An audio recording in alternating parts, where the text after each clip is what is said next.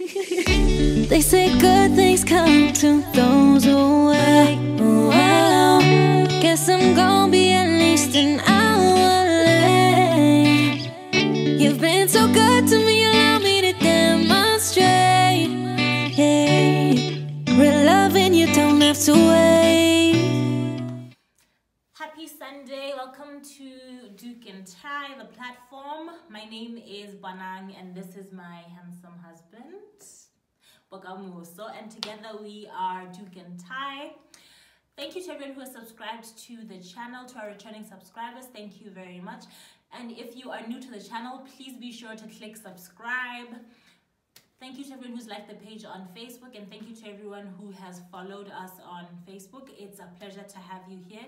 We hope that we can engage and have fun conversations, even about things that we would normally deem serious. Yes. So welcome to what we would like to call Grey Wall Conversations. And yeah, There's a cat meowing outside. Bush! That was a mouthful. Yeah, you sound like a YouTuber, bro. I'm just there listening. I'm like, okay. That was a mouthful. Okay, clearly you can do this in your sleep. Okay, so how are you? How are you? I'm okay. How are your President's Day holidays? I'm having a slow week, emotional week. I think even last week's episode, I was watching it back. I saw a lot of emotions. Maybe more from my end than your end. Would you describe me as an emotional person? Yes. How am I too emotional? How am I totally? Hey, this cat is not gonna go away. Just open for it. Open. What? Come in. Come in. Come in. As long as it doesn't tip over the tripod. Probably will. Yeah, like I was saying, emotions from last week's episode, I felt like I was very emotional. So you think I'm an emotional person. What does that mean? I'm not sure. I think when people say someone is emotional, they mean they are to some extent very in touch with how they feel. Like they express it, they don't bottle it up, they try as much as possible to talk about things, to express however it is they're feeling. If they feel like crying, they cry. If they feel like shouting, they shout, they scream. You just let it out. Yeah. Yes, you don't keep the emotions. I think I scream a lot in my head, but I never scream in real life. Like, hey man, I need to scream somewhere. Wait. You know, I've just been having one of those. And I feel like I'm in between, okay, don't live in fear, but also be cautious. Like, yes. I'm just in between those rocks. Or, okay, are you not living in fear? Are you not being too cautious? You know, life is for the living, blah, blah, blah, blah, blah, blah, blah. So, this is not a week for motivational quotes. Like, if you know me, you send me a motivational quote this week. It's not that week, eh? I am not feeling very motivated. I'm feeling just yeah. So it got me wondering, for the people who do TV, well, I've done radio before, you kind of have to switch off how you're feeling, sort of, or just bring that to you to whatever platform that you're going to be on. But with TV, it must be weird, because when we started, I could see what I was trying to smile, but my smile was more of a frown. And you kind of have to smile. Do you have to smile? You don't have to smile if you don't feel like it. And also, it reminded me of front-facing staff jobs, like people who have to deal with customers on a daily basis. Like when you're having a bad day, you sort of have to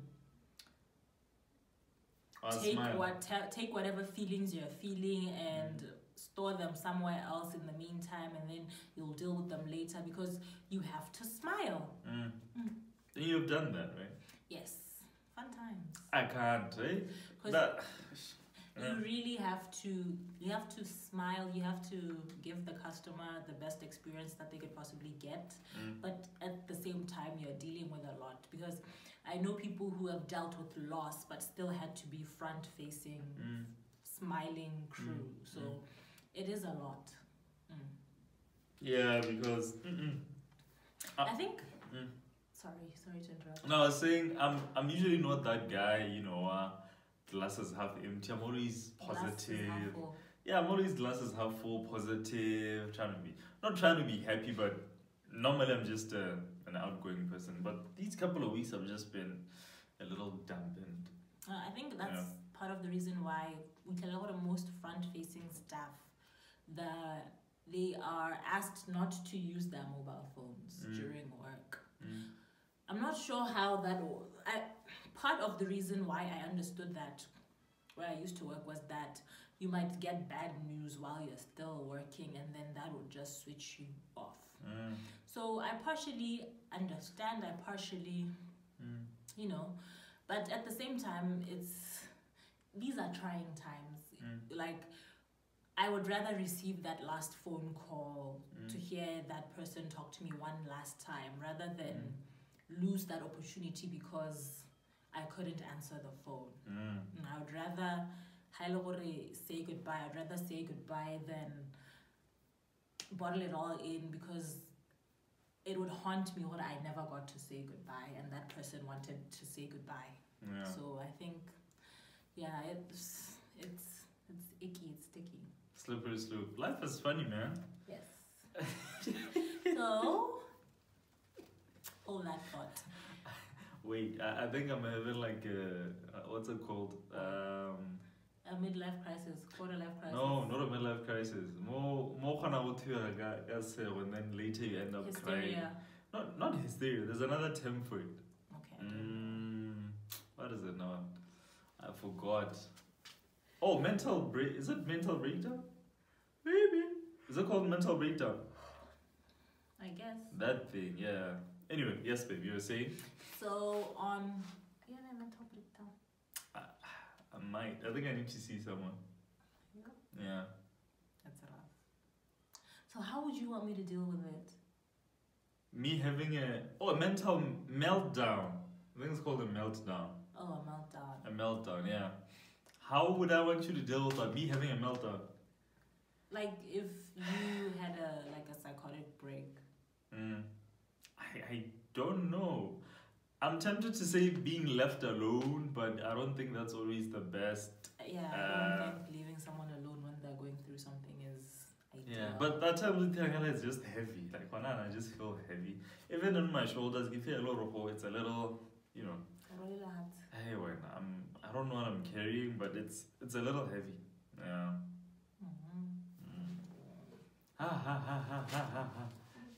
Yeah, okay, baby. Do you want me to hug you back? It's okay, I'll be the hugger in this case. Okay, babe. You're good? I'm okay. I think. Okay, I'm not okay. Normally people say they're okay, but not okay. But I think I'll be fine. You think you'll be good? Yeah. I'm just having one of those weeks. Even last week I was like this. Maybe because of the deaths, you know? Yeah, I've been seeing a lot of people die. So, it's a lot of what is life? Is it really worth it? Yeah, why are we doing this? You know, you start having those questions. And the funny thing is, normally there's no like straightforward answer to those questions. So in essence, what you're saying is it's grief. Yeah, maybe I'm grieving. That you just haven't found a way that works for you to grieve. How do you grieve? Like if you lose a loved one, how do you grieve? Normally losing a loved one, you hear the news and you're in shock. Nah. I normally cry at funerals. Like I don't cry all the time. Like I cry when the casket's being lowered. Oh yeah. And then it hits me, this is it. Like no more. After this, so hey, nice game. For me, so for me, it's when the casket is lowered and as they're burying the person, sometimes they ask you to throw in a flower. So but it's difficult. But I tend to find that is the time when I just let it all out. I just let everything out. I cry to the point where it's like so yeah. That's brave. I don't think I'm brave enough to cry like that. It takes a lot of bravery and willing to be vulnerable, I guess. The thing is, you try very hard to be strong. You try to comfort others around you, but you find that there's always something for you that will trigger such. And only one day you're just gonna be drinking something that they loved, or looking at something that you know they loved, and then it hits you. What kind of this person is no more. So then it hits you like a ton of bricks, and it's like all over again. So I think it is important to grieve. It is important to give yourself time to in all honesty, I don't know if crying, I don't if crying is the best, but I would say just give yourself time to cry. Like, just let it all out. Let whatever emotions you were holding in out. Because I think the worst thing that can happen is when you lose someone who you had wanted to mend bridges with, someone who you had, fallen out of touch with, someone you guys who were on the path to mending homo, and then you lose them before such happens. So I think in such an instance, it's important to grieve. Like, get angry if you're gonna get angry, but let it out. Don't bottle it inside. Because if I and then someone says something, you remember, oh, that person used to like that. Yeah. Are you a big believer? I don't know how we got here, but we'll just keep going. Are you a big believer in counseling? I do believe in counseling. I've never gotten counseling. Yeah, I have. However, I do believe that it is important to speak to someone to get counseling. Okay, let me not say I've never gotten counseling. Let's just say I've never seen like a professional counselor. Yeah, the formal one. Yes. Yeah. Which one did you get? Which one did I get? Yeah. Get out of counseling. Oh, you've gotten counsel for kind of getting counsel could be from an adult, could be from a teacher. It could be when you are going through something and you let your friends in on it, you cry about it. Yes. Okay. So I am a firm believer in getting counseling, because I honestly believe that it is important to find someone who's not me, who thinks differently from the way I think, someone who could give me a fresh perspective, instead of just surrounding myself with people who think like me, some people who react the same as me, people who will say yes to everything that I want them to say yes to. So it is important to, maybe when you're going through something, even when you're not going through something, when you don't quite feel like yourself, or when you don't quite feel like, or when you feel like maybe things are falling apart or things are falling into place, just when you want to talk to someone, I feel like it is important to have someone who is impartial, someone who does not gain anything from decisions that you make, someone who will not necessarily steer you in a path, because you normally get counseling because you want to be able to steer your own, you want to steer yourself in whichever direction, but someone who will be there for you to build yourself, as a influence. Yeah, I think somebody can just say, hey, from what you're saying, this is like this is like this, I think these are your possible options. So it's either you take option A, option B, or option C, right? Sometimes you have all the information, but you get caught up in your head, or you can't even see the different options that are available for you, right? Yeah. You think I should say a counselor? I believe so, yes. Because I will say this. I believe for the mental health is suffering, because we are going through a lot as a nation, as a people, as the world. We are going through a lot. We are seeing as other countries open up, we are seeing as economies open up, and we don't know where we are. There's fear amongst us. There's fear especially amongst the youth, because I think I'm scared, yeah. Because we are my age range, your age range. We're nowhere near vaccination lists. We are in a state of panic. So I believe that our mental health is deteriorating. It might not be something that we are willing to address. It might not be something that we're willing to talk about right now, but you find that our mental health is deteriorating, and it's deteriorating rapidly.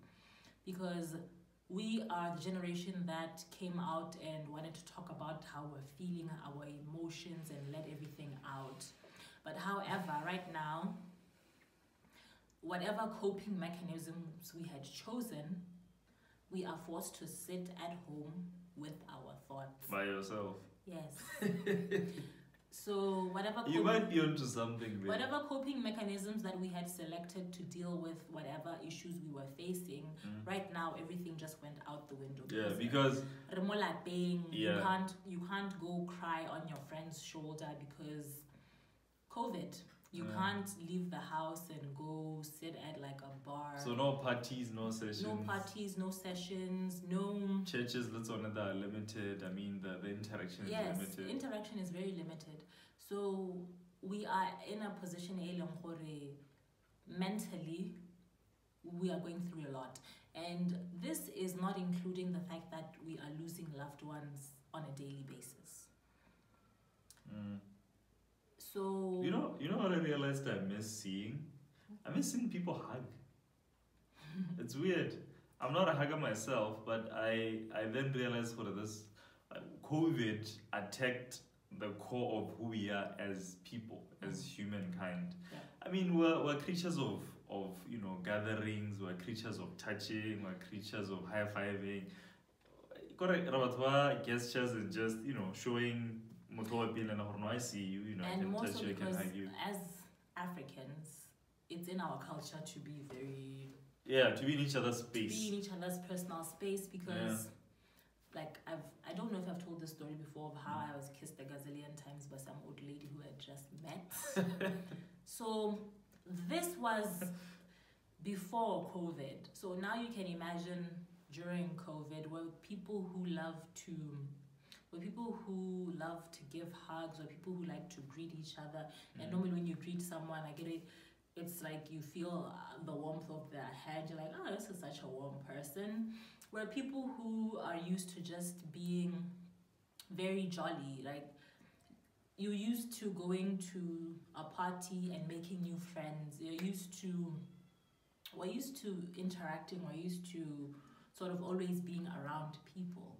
Yeah. And Juanana, we are forced to return to our homes and isolate and quarantine and just stay away from people, which is attacking who we are as a people at the very core. Yeah. So I believe that is affecting us mentally more than any of us would like to admit. Yeah. So, babe, what happens now? I mean, we can, like I say, a firm believer in, every time there's like a crisis, or if you're going through something, let's say you're going through something personally, and then somebody comes to you with a manual written that they got from the internet. Thought, okay, 5 ways to deal with your depression. Like, I'm not a big believer or a fan of that, right? It might come from a good place, but I got thought when somebody is isolated, they haven't seen their friends in a while. There's interzonal lockdowns, and then you come to them with an article online about, okay, 5 ways to deal with being in isolation, right? What's the practical, what practical advice can you give to somebody who's sort of in my space? Because now, I just felt like a lot of things were just falling around me. I honestly believe that the best that we can do is try to find counselors that you can talk to, because... What about the money?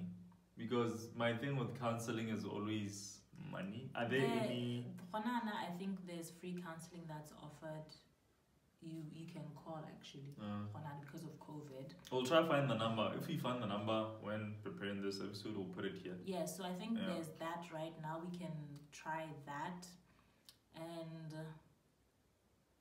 honestly, we'll try make a way. When there's a will, there's a way. We'll try find a way to help, because sometimes I know people go through things that they are not necessarily able to talk about with their spouses, and I need to respect that. I need to not push you to talk to me, even when it hurts, even when I feel like you're shutting me out. It's not about me. So I just need to try help you as much as I possibly can, try facilitate ways in which you can talk to people who you could possibly be open with about how you're feeling, about the losses, about the stress, about everything. That's aging. I can feel that it's eating something. It's not eating anything. Sounds very crunchy. Hope it's not a dead animal. It's not eating anything.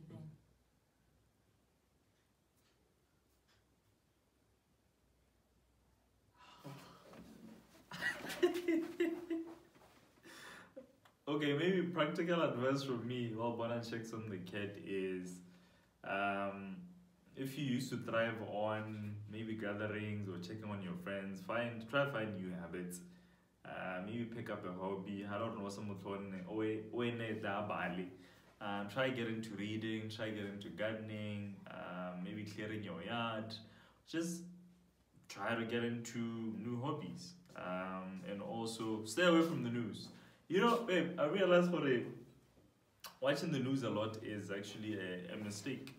Don't consume too much information about COVID. I'm telling you, it's a lesson that I learned. I'm not saying don't be informed about it. Be informed to a degree. But don't watch CNN for 5 hours straight. Yeah, while they run the same story over. Not even CNN. I feel like TV is an old medium of receiving information here. You know, Twitter, Facebook, WhatsApps. COVID is deadly. This is how you're going to know you're going to die from COVID. From all mediums that you switch between, it'll always be about COVID. Maybe try to break that cycle and try to do other things and read other things that have nothing to do with health or the current state of the world. Yeah. And maybe also try recultivate interests that you had before. Maybe you were a reader and you haven't touched a book in years. Yeah, I just said that one. Yeah, so maybe. And also church, you know, I personally if you know hello you move. The spirit moves with you, right? Right? Yeah, so I like when there's it's not commotion per se, but you know that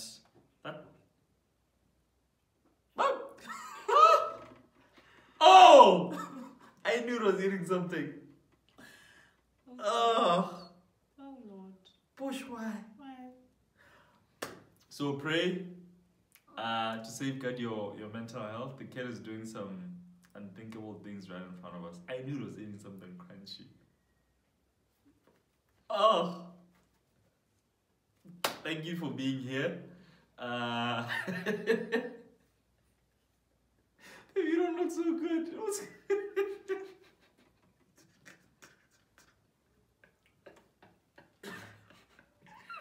Thank you for being here. Do remember to like our page on Facebook, it's Doek and Ty, and also on YouTube, Doek and Ty. And do follow us on Instagram as well as Doek and Ty. The cat is... Oh, Jesus. Is it doing it again? Doek and Ty. Doek and Ty. They say good things come to those